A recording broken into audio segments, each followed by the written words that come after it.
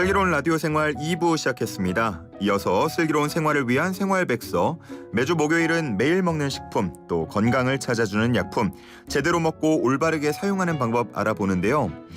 최근 경찰이 불법 마약 유통 혐의로 텔레그램 마약방을 수사하던 중 고등학교 3학년에 재학 중인 학생이 총책으로 검거됐다는 충격적인 사례가 보도됐습니다. 경찰청이 3월부터 5월까지 마약 사범을 집중 단속한 결과를 보더라도 10대, 20대, 30대가 전체 적발 인원의 63.2%를 차지했다고 하는데요. 우리나라도 더 이상 마약의 위험으로부터 자유롭지 않은 상황으로 보입니다. 오늘은 일상을 파고든 마약 범죄에 대해서 알아봅니다. 식품의약품안전처 정현호 서기관 연결합니다. 서기관님 안녕하십니까? 네, 안녕하세요. 네, 지금 제가 통계를 앞서서 말씀을 드렸는데 깜짝 놀랐어요. 요즘에 마약 네, 관련 범죄들 정말 자주 등장하는 것 같은데 이런 마약 범죄를 줄이기 위해서 유엔에서 정한 날이 있다고요? 네, 전 세계적으로 마약류에 대한 약물 남용과 폐해가 심각한 사회 문제로 대두됨에 따라 1987년 12월 7일 유엔 총회에서 6월 26일을 세계 마약 퇴치의 날, 영어로 월드 드럭 데이로 지정해서 마약류 오남용과 위험성에 대한 경각심을 높이고 효과적인 치료 재활의 중요성을 알리고 있습니다.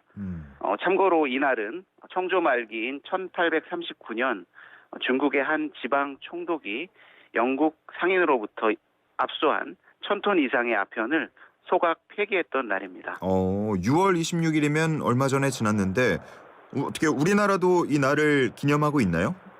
네, 우리나라는 1991년부터 마약 퇴치의 날을 기념하기 시작했습니다. 마약류 등의 오남용에 대한 사회적 경각심을 높이고 마약류에 관한 범죄를 예방하기 위해 2017년 4월 마약류 관리에 관한 법률에 규정해서 법정 기념일로 지정 운영하고 있습니다. 우리나라도 똑같이 법정 기념일로 지정하고 운영하고 있다. 몇 년 전만 하더라도 우리나라 마약 청정국으로 불렸던 기억이 나거든요. 근데 네. 최근에 벌어지는 사건들 보면은 더 이상 이렇게 부를 수는 없을 것 같은데 어떤가요, 좀?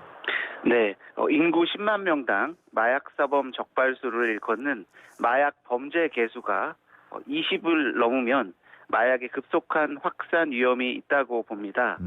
우리나라는 작년에 이미 28명이 넘었기 때문에 마약의 위험으로부터 자유롭지 않은 국가가 됐다고 볼 수 있습니다.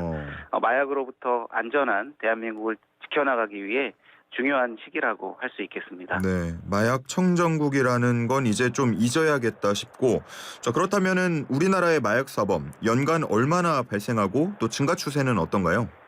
네, 대검찰청의 마약류 백서에 따르면 2021년 전체 마약류 사범은 16,153명으로 작년 18,050명 대비 10.5% 감소했지만 최근 3년 연속 16,000명을 상회하고 있습니다.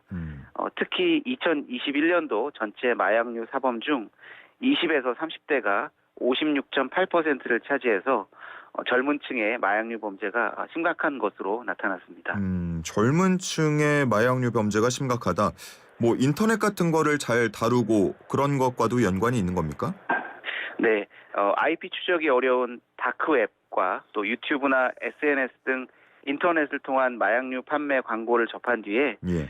가상화폐를 이용해서 마약을 거래하는 추세가 늘었는데요. 이러한 온라인 구매 방식이 마약의 접근성을 높이는 주요 원인 중 하나로 보입니다. 이걸 그냥 가만히 놔두고 볼 수는 없을 것 같은데 어떻게 억제할 수 있는 방법들이 있나요? 네, 정부는 우리 국민을 불법 마약류로부터 보호하기 위해서 체계적이고 신속한 범정부 대응 차원에서 총리실을 비롯한 14개 정부기관과 관련 전문가 등이 참여하는 마약류 대책 협의회를 운영해서 불법 마약류 유입을 선제적으로 차단하기 위해 노력하고 있습니다. 마약류 대책 협의회는 불법 마약류 유통을 사전에 차단하기 위한 마약류 관리 종합 대책을 마련해 신규 마약, 임시 마약류를 지정하고 검찰과 경찰 등의 단속 정보를 제공하고 또 사이버 불법 마약 유통 근절을 위한 신속한 광고 차단 등을 진행하고 있습니다. 또한 식약처는 국내 마약류 생산, 유통, 사용의 모든 단계를 모니터링하는 마약류 통합관리 시스템을 운영하고 있는데요. 이 시스템을 통해서 축적된 빅데이터를 분석해 정부 또 의료인, 국민들이 함께 활용할 수 있도록 다양한 정책을 가동하고 있습니다. 예. 뭐 마약을 사고 팔고 이런 것들은 당연히 문제가 될 텐데 보면은 신문들에서도 마약 범죄를 다루는 기사 옆에 조그맣게 항상 그런 게 따라오더라고요. 예를 들어 뭐 자발적이 아니고 우연한 기회에 접하게 됐다가 중독이 되거나 뭐 그런 피해 사례들도 함께 나오던데 이런 재활 교육 혹은 치료도 중요하다고 느껴지거든요. 우리나라도 이런 거를 신경을 좀 쓰고 있나요? 네, 마약 사범에 대해서는 치료와 재활 교육이 중요한 방법임을 더 인식하고요. 치료 재활 프로그램을 통해 사회에 조속히 복귀할 수 있도록 서울, 부산에 중독 재활센터를 운영하고 있습니다.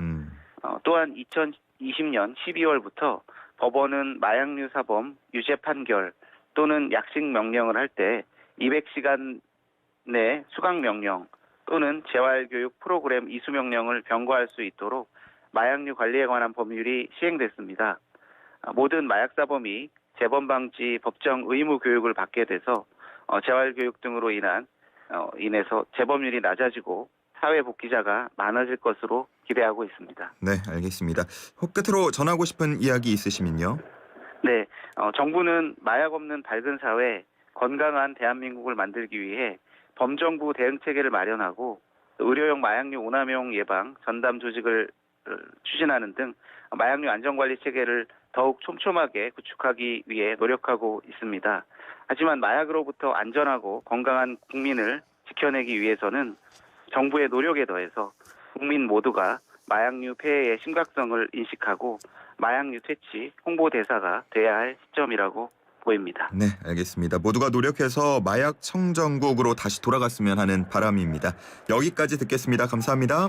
네, 감사합니다. 지금까지 식약처 정현호 서기관과 함께했습니다.